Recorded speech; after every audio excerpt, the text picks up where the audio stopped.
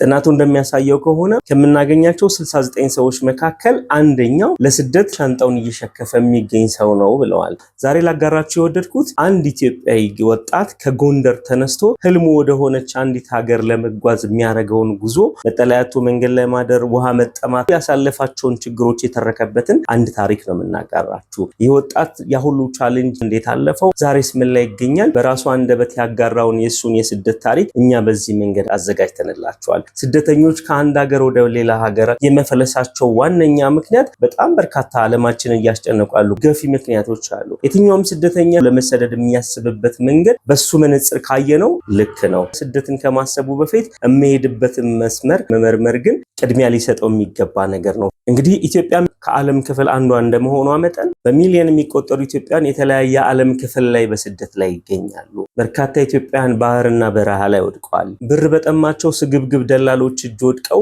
ቀናቸውን የሚጠባበቁ ኢትዮጵያንም በሺዎች የሚቆጠሩ ናቸው። ከዚህ ወጣት የስደት ታሪክ ብዙ ነገር ትማራላችሁ፣ ብዙ ታተርፉበታላችሁ ብዬ አስባለሁ። እንዴት አላችሁ? ዳጊ ነኝ ከዳግላስ ትራቭል። እናንተም የተሰማችሁን ከዚህ በፊት ኤክስፒሪየንስ ካላችሁ ያላችሁን ነገር ብታካፍሉን ደስ ይለናል። እስከ ቪዲዮ መጨረሻ አብራችሁን ቆዩ።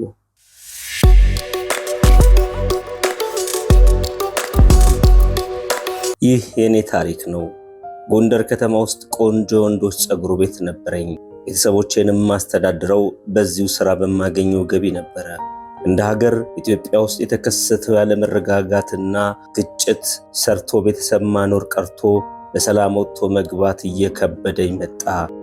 በዚህ ሁኔታ መቀጠል ከባድ ነበርና ጸጉር ቤቱ መዘጋት ዕጣ ፈንታ ሆነ። ስራ አጥነት እጁን ታጥቦ አይኑን አፍጦ ቤተኛው ሊያደርገኝ ሲሞክር ላለመቀመጥ ተፍጨረጨርኩ። ግን ስራ ማግኘት ያን ያህል ቀላል አልነበረም። ከቀናቶች ባንዱ እንደኔ ግራ የገባው ጓደኛ ይመጣና በሶማሊያ በኩል አድርገን ወደ ሳውዲ አረቢያ ተጉዘን ህይወታችን እንድንሞክር ሐሳብ አቀረበልኝ። በነበርኩበት ሁኔታ ረሃብ ቤተሰቦቼን ደጅ እያንኳኳ የትም እንሂድ ብባል እምቢ የምልበት ቁመና ላይ አይደለሁምና ይሁንታዬን ሰጠሁት። ረሃብ ቀን አይሰጥም። በዛ ላይ የኔን እጅ የሚጠባበቁ ቤተሰቦች አሉኝና ሳንውል ሳናድር በሶማሊያ አድርገን ወደ ሳውዲ ልናቀና ቀን ቆረጥን። ስጓዝ ግን እንደ አጋጣሚ ብቻዬን ነበር ጉዞ የጀመርኩት። የመጀመሪያው የጉዞ መስመር በአውቶቡስ ነበር። መዳረሻዬ እዚሁ ሀገር ቤት ጅጅጋ ነበር። ቀጥዬ ታሪካዊቷና የድንበር ከተማ ወደ ሆነችው ጫሌ አመራው። ፈተናው ጀመረው የኢትዮጵያን ድንበር ከተሻገርኩኝ በኋላ ነበር። ስፍር ቁጥር የሌላቸው እኔን መሳይ ስደተኞች ጋር የእግር ጉዞ ተጀመረ። ከጋሮ ተነስተን አንድ ቀን ሙሉ የፈጀ እግር ጉዞ አደረግን። ከጋርዶ ቦሳሶ ለመድረስ ብዙ ቀናቶችና ብዙ ወዝና ላብ ተማገደ። መንገዱ አሰሪና አደገኛ ሲሆን ውሃና ምግብ ብርቅ ነበረ። በተለይ ለእንደኔ አይነቱ ባዶ እጁን ባዶ ኪሱን ስደት ለጀመረ አይታሰብም። ቦሳሶ ደርሼ ቀጣዩ ዕቅድ ወደ የመን ተሻግሬ ሳውዲ መግባት አይከብድም ብዬ ነበር ያሰብኩት። ግን ሁሉም ነገር እንዳሰብኩት ቀላል አልነበረም። ሽርፍራፊ ሳንቲም እጆቼ ላይ ሳይኖር ቦሳሶ ከተማ ውስጥ ተንከራተትኩ። ረሃብና ጥሙ፣ ማረፊያ ማጣትና ችጋር ተፈራረቀብኝ። ሁሉም የባሰው ግን የሚረዳኝም ሆነ እማቀው ሰው ስላልነበር በየመንገዱ ዳር ለማደር ተገደድኩ።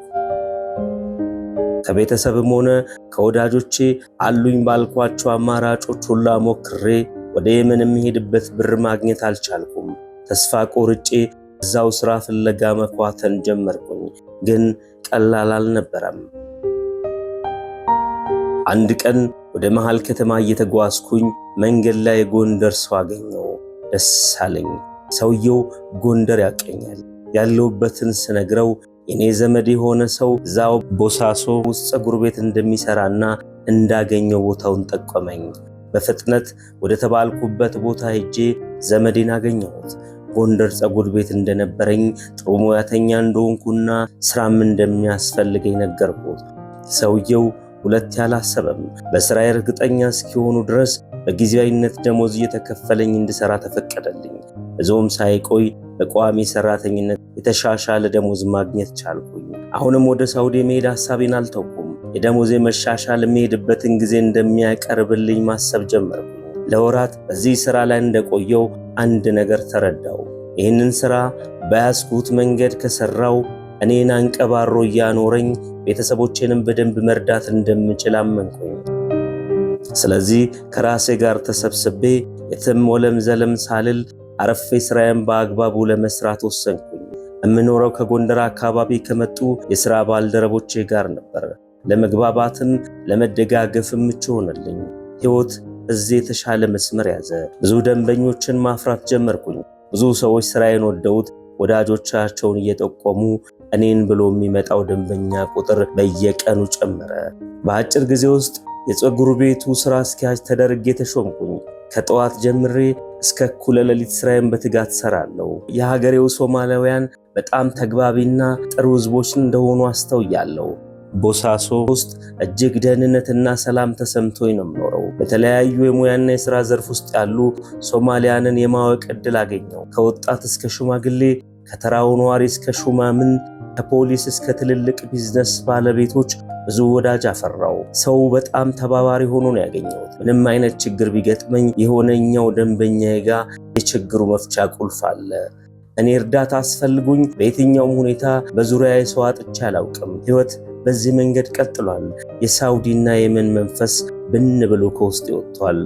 አሁን እንዴት ሆኑ ምን ተፈጠረ ይሆን እያልኩ ከመሳቀቅ ጎንደር ያሉ ቤተሰቦቼን አምጥቼ አብሬያቸው መኖርና የቤተሰብ ቢዝነስ መጀመር የቅርብ ጊዜ ህልሜ ነው። ከቦሳሶ አለፌ በሌሎችም አጎራባች ከተሞች ፀጉር ቤት የመክፈት ሐሳብ ይዤ እየተንቀሳቀስኩ ነው። ጎዳና ባደርኩባቸው ሌሊቶች እጅግ ተስፋ ቆርጬ ነበር። ወደ የመን ለመጓዝ ገንዘብ አጥቼ መኖሬ ሊያበቃ መስሎኝ ነበር።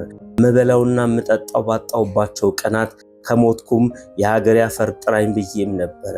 ዛሬ ያ ሁሉ አልፎ ስኬታማ ሆኛለሁ። ብዙ ሰዎች በእኔ መንገድ ወደ ሳውዲ ለመጓዝ ብዙ ዋጋ ከፍለዋል። ብዙዎችም መንገድ ላይ ቀርተዋል። እናም ስትነሱ ያሰባችሁትን ካልሆነ ብላችሁ የሙጥኝ አትበሉ። ያገኛችሁትን ለመስራት ካሰባችሁ የወደቃችሁበት ጎዳና እንጀራችሁ ሊሆን ይችላል። አበቃው። እንግዲህ የዛሬው ታሪካችን የተከታተላችሁት ይመስል ነበረ። በእርግጠኝነት መናገር እንደሚቻለው የትኛውም ግለሰብ ደልቶት አይሰደድም። የተለያዩ ገፊ ምክንያቶች ይኖራሉ። በተለይ አሁን ያለንበት ዘመን ብዙዎችን የሚያስጨንቅ ብዙዎችን የሚያሸብር ጊዜ ላይ ያለነው። ያለ መረጋጋቱ፣ የፖለቲካ ትኩሳቱ፣ የኑሮ ውድነቱ የተለያየ ምክንያቶች ይኖራሉ። ምናልባት ወጣት ከሆንን አሁን ጉልበት ያለን ሰዎች ነን ብለን የምናስብ ከሆነ የኛ ድጋፍ የሚያስፈልጋቸው ብዙ እህት ወንድሞቻችን፣ እናት አባቶቻችን ይኖራሉ። ልንሰደድ ያሰብንበት ገፊ ምክንያት ለየራሳችን በቂ ነው። የምንሄድበት መንገድ ልክ ነው ወይ ጤናማ ነው ወይ የሚለውን ግን ሁላችንም ከመነሳታችን ጉዞ ከመጀመራችን በፊት መመርመር ያለብን ጉዳይ ይመስለኛል። ይህ የግል አስተያየቴ ነው። አብራችሁን ስለሆናችሁ ስለምትደግፉን፣ እዚህ ቻናል ቤተሰብ ሆናችሁ ላይክና ሼር ስለምታረጉ፣ ሐሳቦቻችሁን ስለምታካፍሉን ከልብ አመሰግናለሁ። አሁንም ያላችሁን ሐሳብ እንደዚህ አይነት የስደት ታሪክ ያላችሁ ቤተሰቦቻችን ፈቃዳችሁ ቢሆን ሌሎችን ያስተምራልና ሐሳባችሁን ብታጋሩ ደስ ይለናል። ኮሜንት ሴክሽኑ አሁንም የእናንተ ነው። የተለያዩ የሶሻል ሚዲያ ሊንኮቻችን ዲስክሪፕሽን ቦክስ ላይ አሉ። እዛ መንገድም ሐሳብና አስተያየታችሁ ልታጋሩን ትችላላችሁ። አብራችሁን ሆናችሁ ስለተወዳጃችሁን ዘወትር ስለምትደግፉን ከልብ አመሰግናለሁ። ይህንን ቪዲዮ እያያችሁ ሰብስክራይብ ያላረጋችሁ ቤተሰቦች ካላችሁ ሰብስክራይብ የምትለዋን በተን ተጫኗትና ተወዳጁን። ወደፊትም የተለያዩ ጠቃሚ ከጉዞ ከበረራ ከኢሚግሬሽንና ከቪዛ ጋር የተገናኙ ሐሳቦችና ጉዳዮችን ወደ እናንተ የምናደርስ ነው የሚሆነው። አብራችሁን ስለነበራችሁ ስለተከታተላችሁን ከልብ አመሰግናለሁ። መልካም ጊዜ